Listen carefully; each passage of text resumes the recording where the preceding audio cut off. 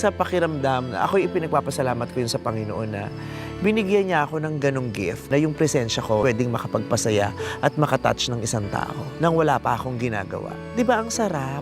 Diba yung wala kang ginagawa pero may naibigay ka. Yung iyak niya, yung pwede mo na ipagdasal, sana yun na lang ang dahilan ng pag-iyak niya, no? Yung iyak ng saya kasi may nakita siyang taong gusto niyang makita. Pero sobrang na-happy siya nun. Alam mo yun, Oo. for a while, siguro sa yung... Nakalimot. Oo, yung... Pwede pumasok sa bahay niyo. Opo. Sa kayo natutulog? Sa sahig. Ay, oh, sorry, napasok yung... hindi. Paalika kayo, huwag natin dumihan yung bahay nila. Hindi pa kayo kumakain? Paalika, bumili muna tayo ng pagkain, sumama kayo sa amin. Alika, dali. Ano po? Bakit? Okay lang po yan. Okay lang, alika, dali. Nakita ko lang idol ko. Kasi na Hindi, gusto ko pakainin kayo. Alika, dali. Magiging happy ako pag kumain tayo. Dito lang, marami mga tindahan dyan. Ay lang. Babalik din naman tayo agad.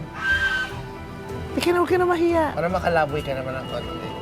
Tsaka para kay Bibi, di ba tubig lang ininom daw. Alika, dali. Mabilis lang to. Ibabalik kita ulit dyan. Alam mo, may mga gansading kami dati. Alika, dali. O, ako na magdadrive.